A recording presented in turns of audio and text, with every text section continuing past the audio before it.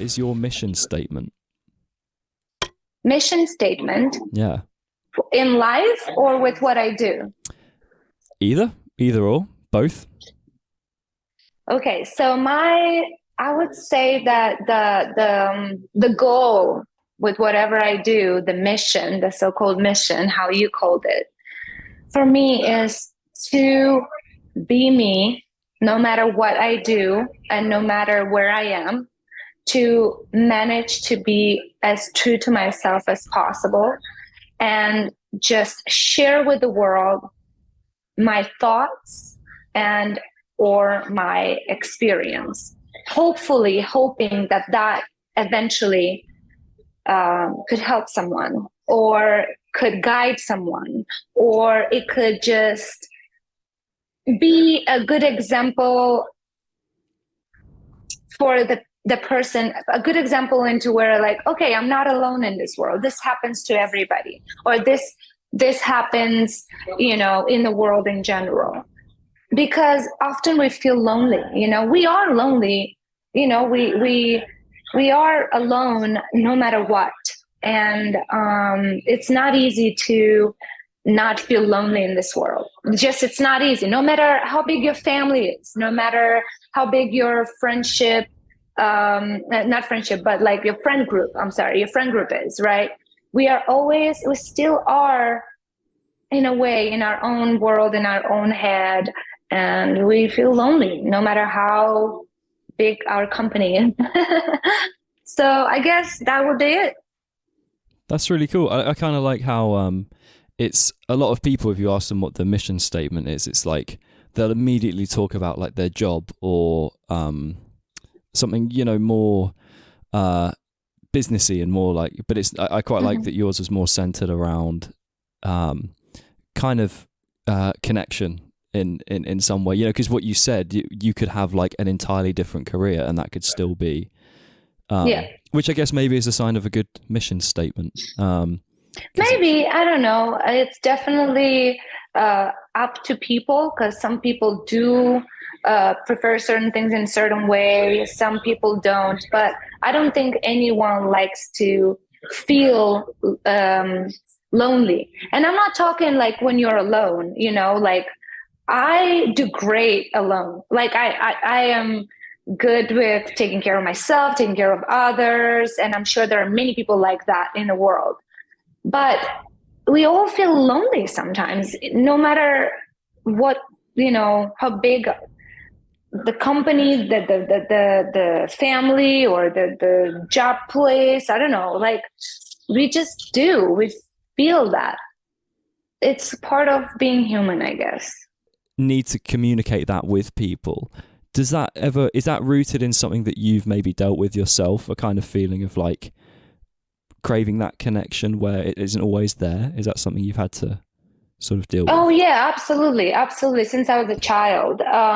Basically, I am a strong believer that all our fears and all the things that we love and want are definitely connected to our either childhood or past relationships, some sort of past experiences, right? That teach us what we like and what we don't, what we miss and what we try to avoid, you know? Definitely there is an explanation.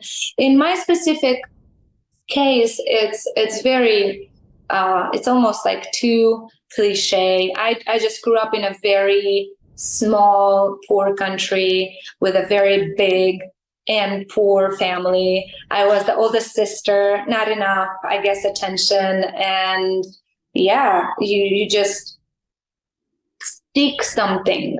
And it's weird to say because I don't really seek for attention and I am not really a people person, but you know, I'm not talking about the physical loneliness. I'm talking about the mental, knowing that you have somebody, knowing that, you know, you have family, you have friends that love you, accept you for who you are, encourage you, are there for you. It's completely different. You know, I'm not necessarily the person to crave the necessarily big crowds, companies. I don't mind it, but it's not something I prefer every day. It can get a little bit overwhelming for me. So but again, that is different for everybody, right? Do you think that you talked about sort of and I've heard you talk about sort of how much you value like family and stuff. Do you feel like maybe that having your value placed there is perhaps where that, again, relating to where that kind of desire to communicate these ideas comes from? Absolutely. Yeah. I definitely love and appreciate the time I get with my family. I accept my family the way it is, with its ups and downs, with its negatives and its positives, because nobody is perfect. If we think that something looks perfect from a side, trust me, guys, everybody have their own issues, their own problems inside that you don't see. Behind the curtains, completely different things happen. Now, that doesn't mean that there's no love, but there's just life. Life is full of ups and downs. Life is full of challenges, and everybody has it. Every single family has it. And as soon as we accept that, that's when we start accepting our family, loving our family, wanting our family no matter what. And when we talk family, we don't necessarily talk about parents or siblings. A family can be who you have at the moment. A family can be who you make your family. I think there's such a focus on sort of financial success, and like especially in the music industry, it's about like being not famous, but like having a band that everyone knows about. And I think a lot of people maybe forget along the way the importance of kind of the fundamental stuff that it's like, well, why are you doing all of this? Do you ever, is that something you've ever found? Have you ever got yourself wound up in like just the success of the band being so exciting that you forget some of these more important kind of things in life? No, but I've seen it happen a lot. And unfortunately, not necessarily from colleagues in this industry, which happened as well, but mainly from people that get close to you. And then all of a sudden they get close to you thinking that you're this famous person. For some reason, people think that the number of followings or the number of people that come to your show make you special or make you famous, which, what are these words even? Special or famous. These words to me don't necessarily hold positivity, don't necessarily imply positivity. So, but it happened to me. Yes, it happened to me. I've lost a partner. I've lost friends that thought they're getting into being in this relationship with somebody super extraordinary. I'm a human being and I am not perfect. And I love my job with all my heart. And I do my best at it. And sometimes I have great moments in my career. And sometimes I fall in traps. I fall, just like anybody else with any other career out there. It's a path. And unfortunately, I've lost a lot of people on this path.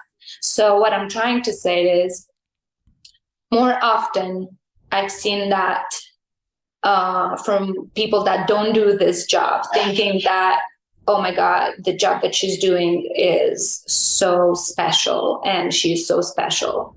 And unfortunately, maybe by people putting me on a so-called pedestal or something like that, maybe that's when they realize that I'm actually not, some people might think that I'm not a great friend because I'm not here.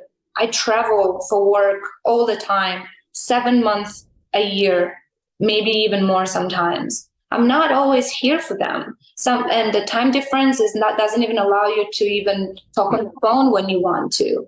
And that breaks relationships, friendships, families, it's what it is. And I've embraced it. It still hurts when it happens, but yeah.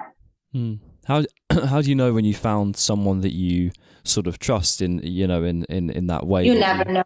You never know. I've lost people after years of being close with them. So you never know.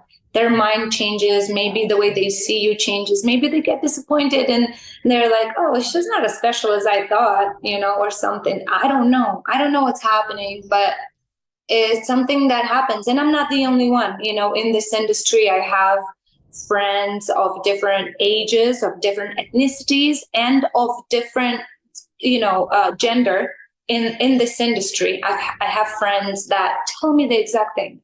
So it doesn't matter if you're a girl or a boy, if you're young in your 20s or you're around, you know, you're closer to 50 or, you know, 40, it doesn't matter. It doesn't matter. I think there's something so difficult about we all want to know what everyone's thinking all the time, you know, and that, I suppose there's that extra layer for you where, you know, when you have a big following or where you've got a band that immediately is out of the ordinary compared to like this average 9-to-5 job that someone might have. But that's what people think that just met you.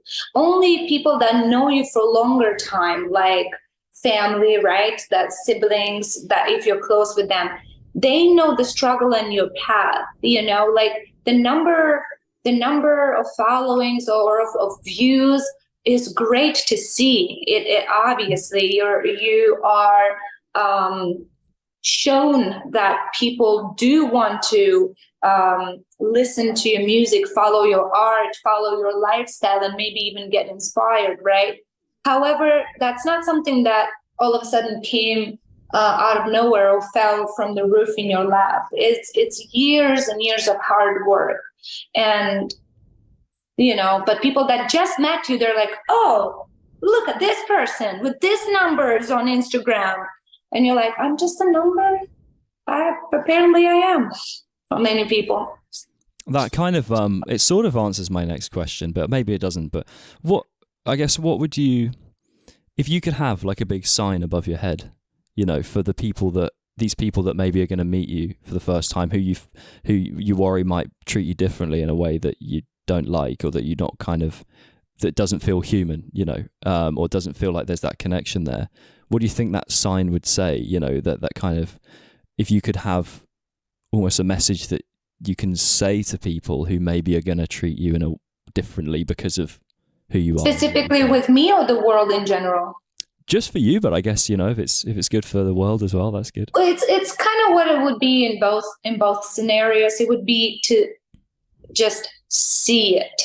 Don't just look at it. See it. See, if you're looking at me, see me for who I am. Don't just look at me like seeing, you know, what I'm wearing or you know, what I'm doing. Just seeing and looking, I feel like, is two completely different things, and people forget about it because and we think we see, even people that know and work on it sometimes fall out of the routine. And yeah, I mean, unfortunately, there's always this like pink glasses that people like to wear and observe the world through them. But that's not how the world works, because behind every person there's pain, there's happiness, there's hard work, or there's luck. A lot of people, you know, have luck with certain things. There's a lot. There's literally so much, like, in everything, in every business, in every personality, in every family, in everything. There's so much more. And if you're able to see that, if you're able to understand that and appreciate and be like, oh, I wonder how much work it took for this person to look this way. For example, if you're looking at an athlete, do you understand how many hours of hard work athletes put into their body? It's not just these muscles that it looks so easy, right? Or like a model, a photo model, or an actress, or a mom, just a mom that has a younger or an older child. How many hours of crying, not sleeping, you know, or vice versa, laughing. There's so much. of all those kind of mixed emotions that people don't maybe see. What, the happiness, the sadness, all of that kind of stuff. What are there things that you think people maybe think about you before they meet that maybe they discover afterwards that are totally wrong? Assumptions they have about you that maybe then that they then discover through meeting you, like, oh, you're not like this, or you're not, X, Y, and Z. Oh yeah, constantly, and there's different scenarios. I mean, I don't know what exactly you mean. If you mean like, for example, what happens to me the most is when people get to meet me in person after seeing me on stage or after listening to my music, they're like, oh, you're completely different than I expected. And I was like, okay, the problem is that expected. There's an expectation. Because I scream in my band, it means that I'm this tough, don't care about anything type of a girl, and don't care about the world, and just this like metalhead that goes against the current. I mean, I wish I was that brave. I wish I was that strong, but I'm not. You know what I'm saying? Like, I try to work on certain things, but I try to do both. Going with the flow, there's a lot of finesse and a lot of art in learning and actually being able to go with the flow. But at the same time, in the right moment, going against the flow is also very important. And you have to know how to do that. And when is the appropriate time to do that, Yeah, I feel like that kind of going against the flow is a whole... It's difficult because it's always that immediate. It's something I talked about with the last guest to an extent, where sacrificing the immediate comfort for then the future is something that's quite difficult to do. I mean, like, trying to sort of relate that to your life in some way. When was it that you moved to the US? 7 years ago. Right. Okay. And what was that whole experience like? Well, it was very unique. It was not completely new to me because I've changed the place, the country I lived in a couple of times. This is country number 4 I've lived in so far, because of my parents being different ethnicities, and then my family moving, and then, it wasn't something I planned in advance. It was a decision I just kind of made. And I mean, I don't regret it at all. I love it here. I mean, I don't know if I'm going to live here my entire life. Maybe not. I don't know. You never know where life brings you. At the time, it felt right to try this out, and I love it. Yeah. How do you think it's kind of changed you as a person? I mean, obviously over 7 years, quite a lot can change about a person anyway. Well, absolutely. Just by traveling, it can change you, just traveling, seeing the world, seeing different customs, different traditions, different people, different situations can change you already. But imagine if you actually have to live in a completely new country, adapt to the new culture, the new ways, right?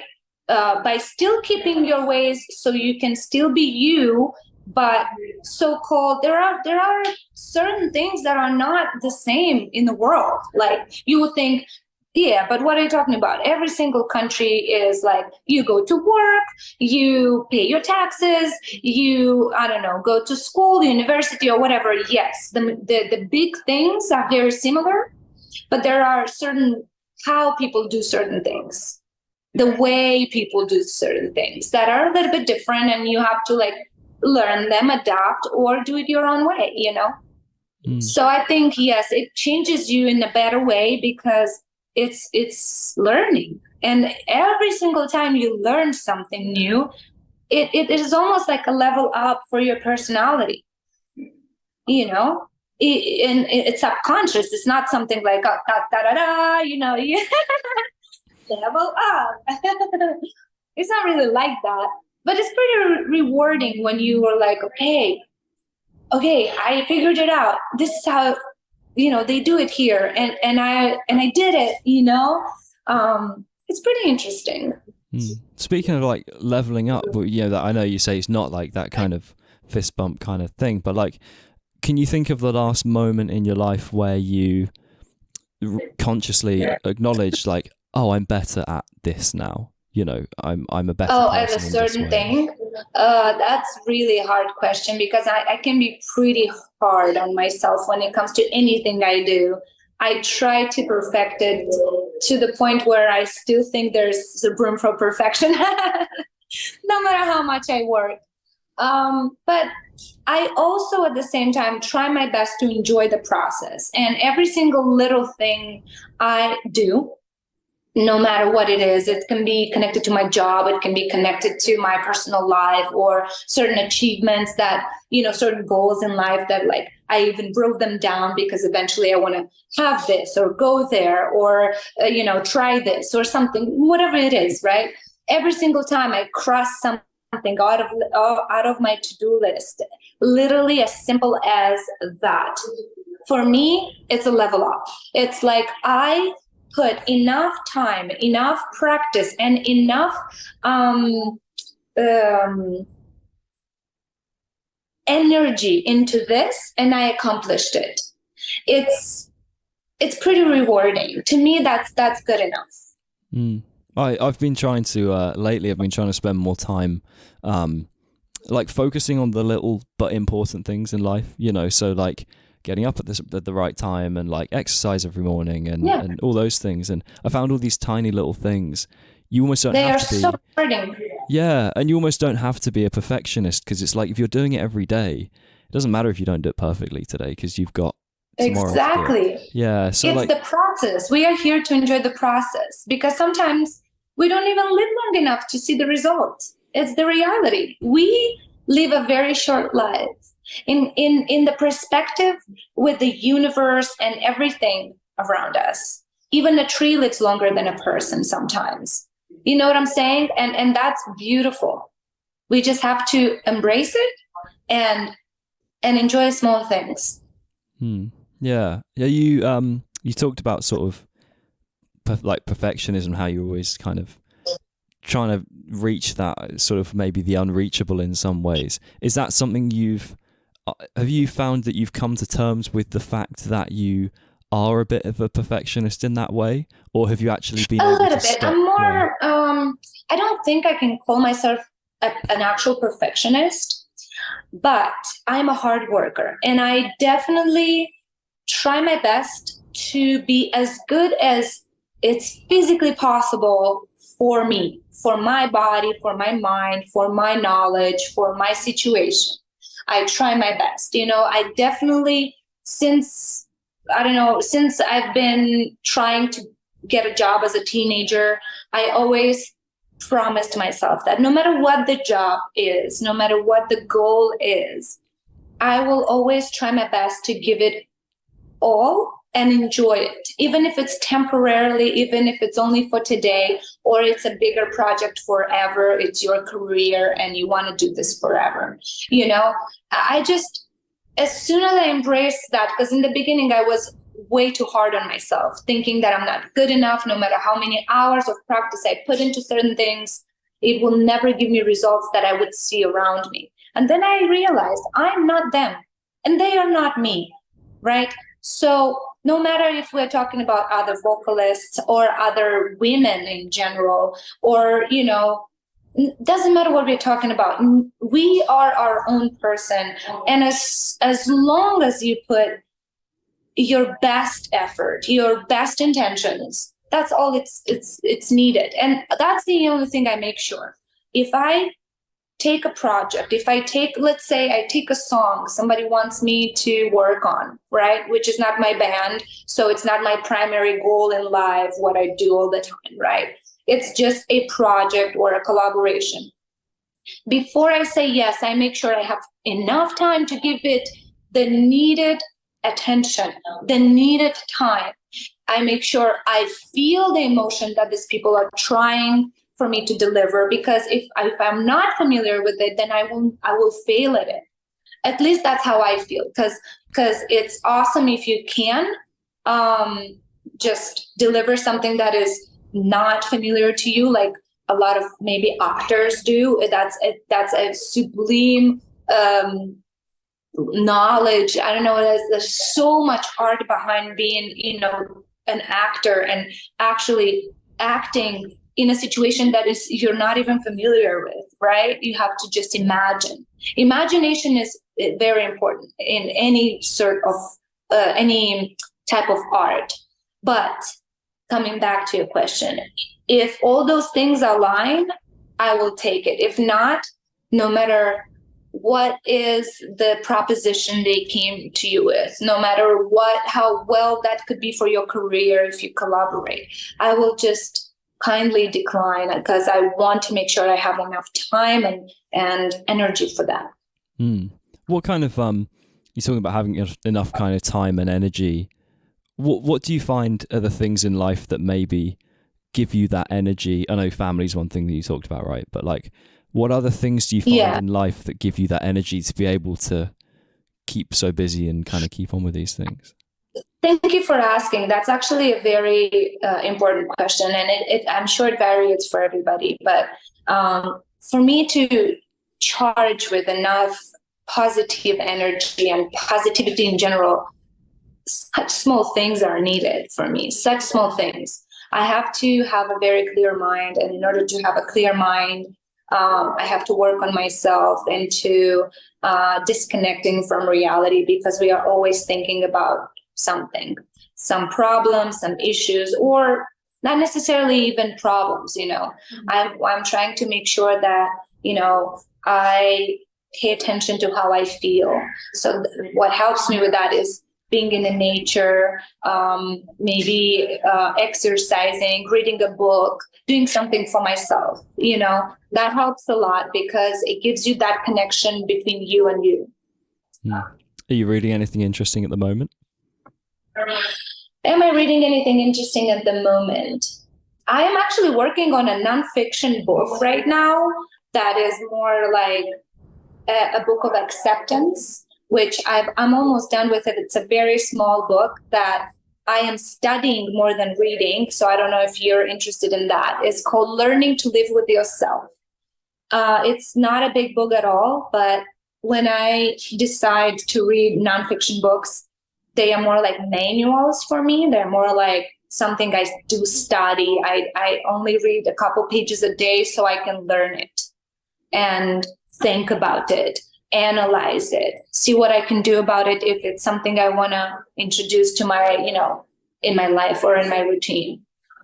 That's interesting. I can definitely kind of relate with that. Like, again, part of my, like, it's a bit cheesy, the New Year's resolutions, isn't it? But I'm trying to read more, and I've now read 2 books so far this year, and I was like, whoa, I haven't read 2 books in like 4 years. It's crazy. So that felt good. But awesome. But I feel like what I've potentially not made a mistake of, but there's a couple. The 3rd book I'm now on, they're all quite, like you were saying, things where I feel like I'm taking something out of the book in a good way. It's like I'm learning.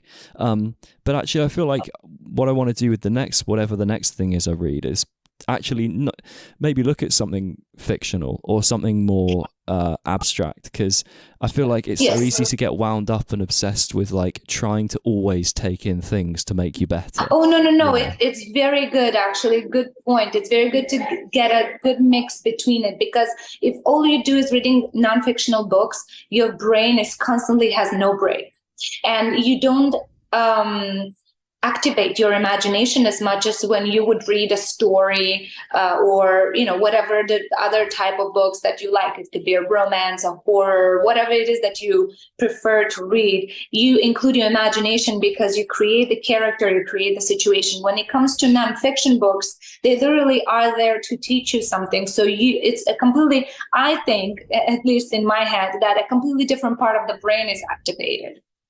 When you read things like that. So you need a break between the two, What have you kind of learned from exploring your sort of mind when it comes to writing? If there are things that have come up that you've maybe discovered that you didn't know about yourself in doing that?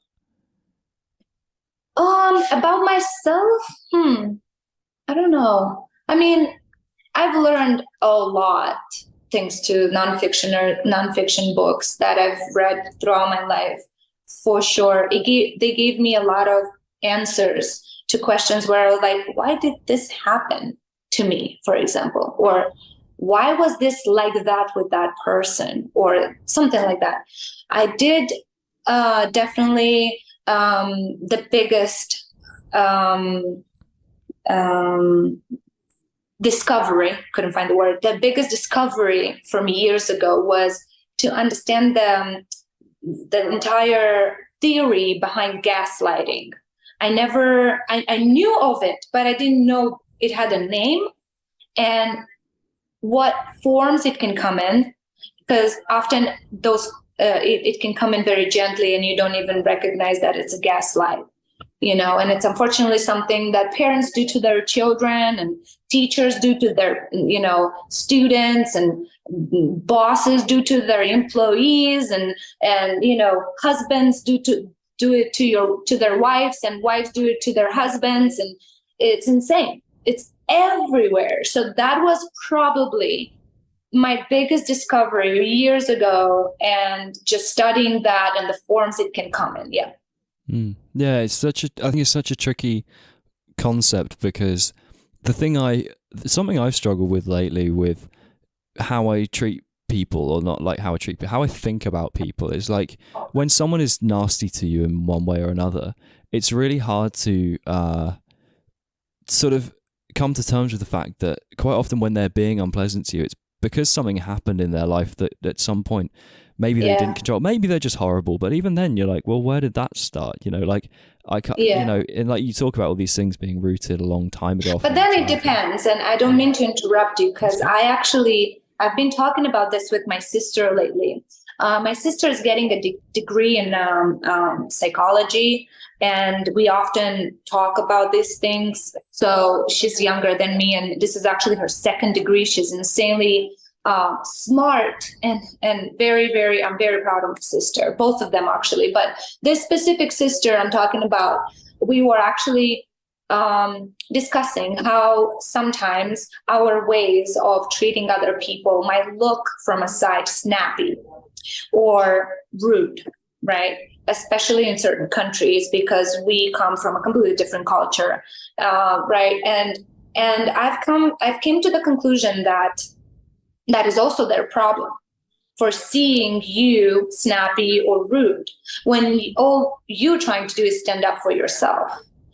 Sometimes, because the world is full with injustices, starting with small things. When we talk about customer service, that is insanely bad and rude sometimes, when all you do is ask questions about things that you're not qualified, and you don't necessarily need to know. You can't know everything.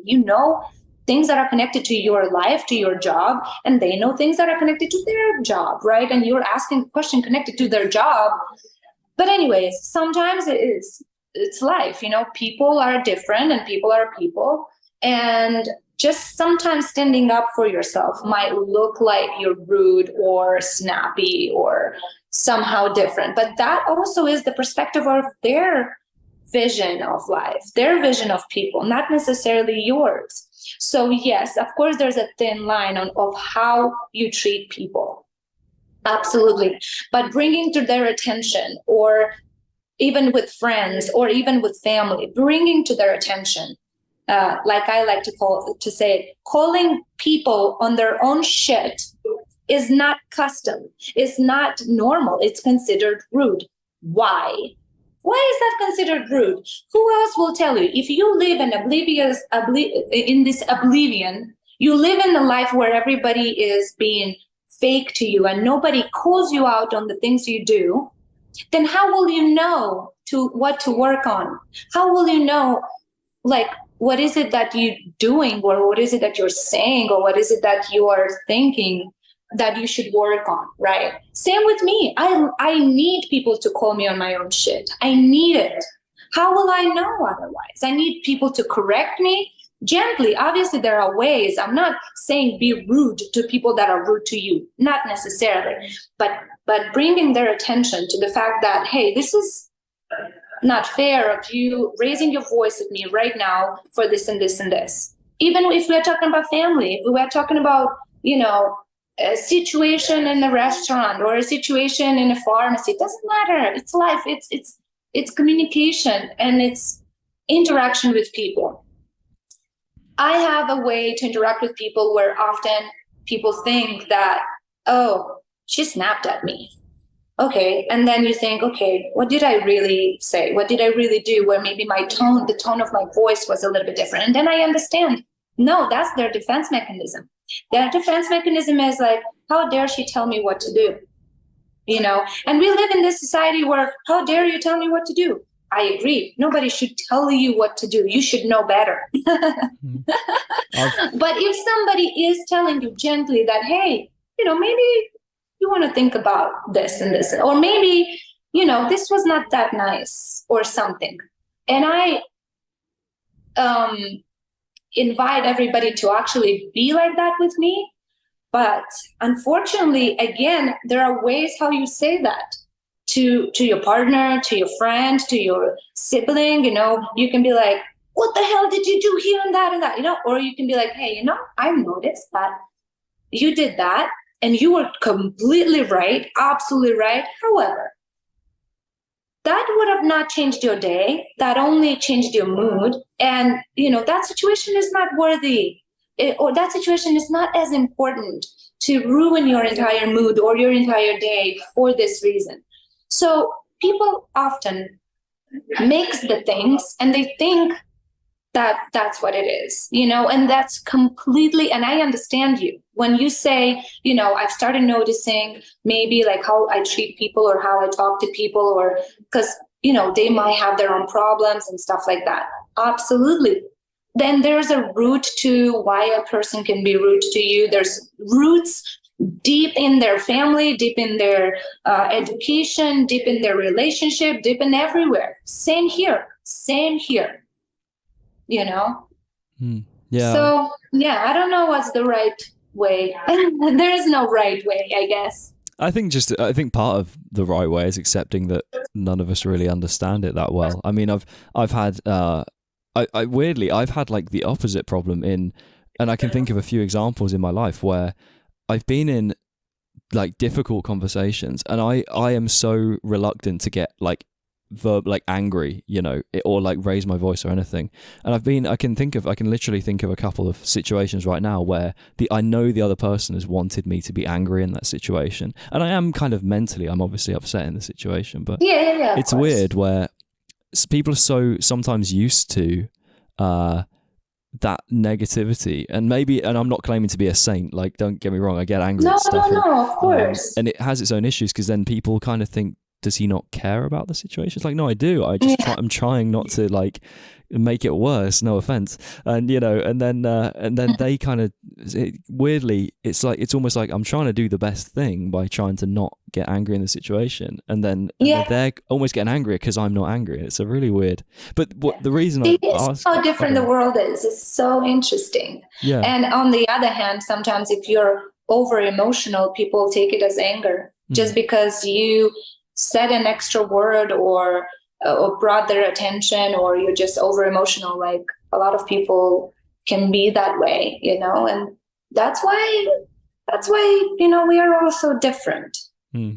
Yeah. Well, the part of why I was sort of saying that was you're talking about people sort of treating you again, like how you don't like if people maybe sort of talk to you, like treat you differently because of your following or the band or whatever. Do you feel like maybe there are people or there are situations in life where you haven't been called out on your shit because people know, oh, she's successful in this way or this way? Or do you think almost maybe there have been times where that hasn't happened because people might look up to you and actually then they might be afraid to sort of call you out in that way? I don't know. I don't really recall anything specific like that.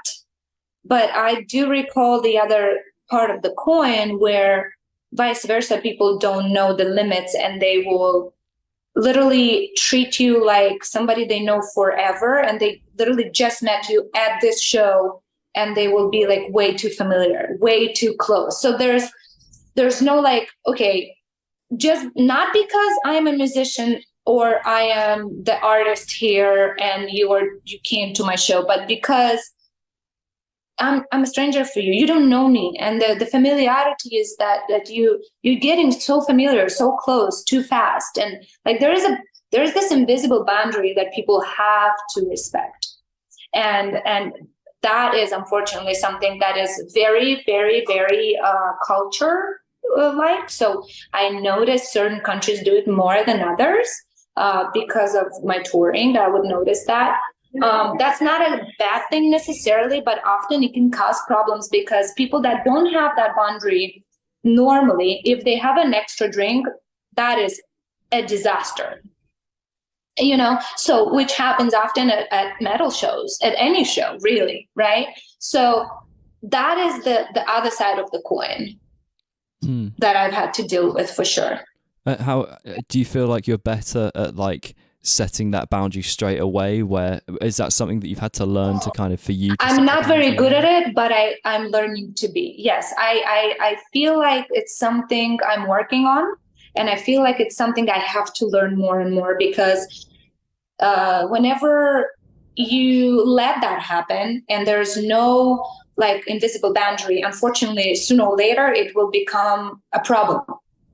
So it happened often in my career where certain fans became way closer to the band because they will come very often to the shows and we would recognize them and they will start like, I don't know, coming to the show way before the show starts just to say hello and to talk to us a little more, or they are hoping to hang out after, and they think that, we are friends now and now that's all we care about as well. But they forget that we doing our job, we are working, we are on a schedule. We do not have time to, if we are at the venue earlier than the showtime, it's because we need to do sound check, preparation, vocal exercises, makeup, all these steps that we need to do before a show. And if you don't give them enough attention, they take it personal because they already, them already, and they have already talked to you before, and they don't have this boundary. So yeah, it becomes a big thing. We've lost some fans because of that. Some people fall in love with you, or they think they do, and not necessarily talking only about me as a woman, but also, for my musicians. They think they have a different, more special place for some reason, and it's not like that. We didn't like, yes, we love our fans and we think we have great fans, and we are insane. We feel insanely lucky with our fans. But I'm not going to sit here and lie to you and tell you that there was no situation with fans in the past that happened to us. There was, and the reason for that is there was no boundary, so they crossed the line, and then you kind of didn't say anything about it, and they thought it's okay. You didn't say anything about it because you're trying to be nice and you don't want to seem like you're this snobby rock star or whatever. You want to make sure they know that you appreciate them, their time, and often we even like give them free access to our shows just because they will just travel around the world and see us. And we understood so many situations, like we've tried our best, but we are also human beings. We need our own space. We need our own time to prepare for the show. We need the time to travel to the next city without losing time and partying or hanging out or talking, because we are working. This is when we are working. So unfortunately people forget about that. They think you're just in a party mode and you're just singing on stage. Yeah, who'll think or playing your, Yeah, picture like the old Motley Crue or like those kind of. I think everyone maybe has this idea that that's what's happening with, like, I guess there are some bands like that. I don't know, but yeah. The what was I going to ask? There's one. I was going to have one last question, and it was going to be a good one, and it suddenly disappeared from my head. That's okay. Yeah, but so no, that was it. So you talked about kind of right back at the beginning. I thought maybe rounding it off with something with more like a positive spin, I guess. You talked about kind of happiness, and we talked about like how it, a lot of the time, how you connect that with family and connection in general. What do you think maybe people are missing that they could try to acknowledge more in their life in terms of finding a rounded kind of sense of happiness in their life? Oh, it's very easy. It's just starting to be aware.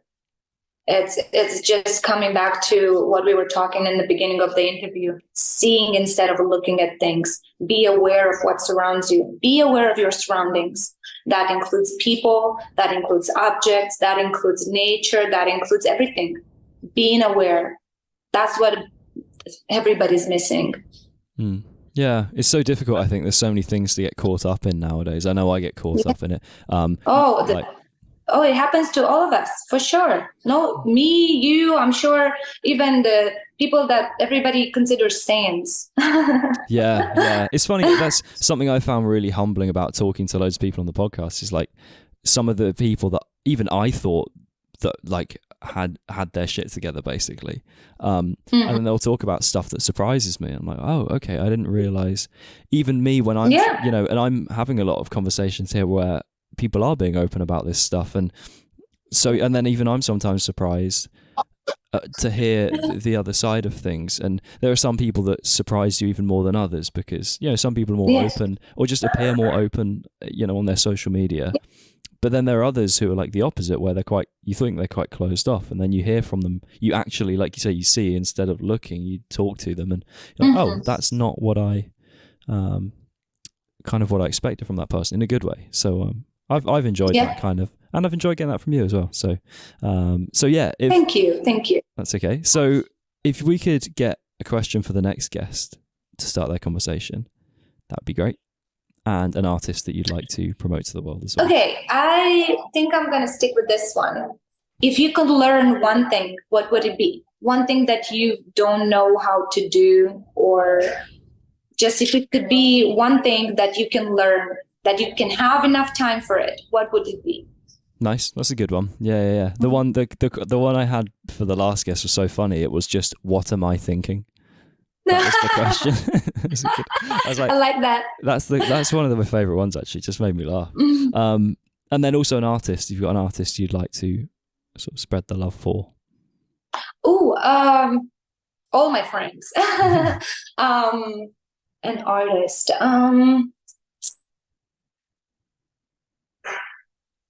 I don't even know really where to stop, and like it would be weird to just like choose one person all of a sudden, but like I feel like every single person in my life deserves to like the attention and deserve for people to know what they are or who they are. So it's very hard. Why don't we talk about somebody in the tattoo industry? So just like try to pick somebody from the tattoo industry. Yeah, for sure. Like, yeah. Do you know? Because I mean, you can see my bare arms. No, that's why I think that slowly but surely tattoo artists, they are accepted way more than when I was a teenager, when I was growing up. It was always an underground, only bad people or hooligans had tattoos. And I think that nowadays, like I see my friends just thriving and getting the attention they deserve. Why don't we talk about, for example, there's an artist that recently moved from Netherlands. Her name is Lena B, and she tattooed me once, and I had the opportunity to know her closer. And I think she's a great person and absolutely incredible artist. Incredible. She does paintings as well as tattoos. So yeah, try her out. Amazing. Cool. Yeah, that's something different, because it's normally like musicians or artists, and I always say to people, like, you can pick whoever you like. So yeah, wicked. That's different. And if you got anything you want to plug to the world or promote, then go ahead. Okay. You cut me off guard here a little bit. Loads of people have the script ready. Yeah, I know, right? Just try your best to enjoy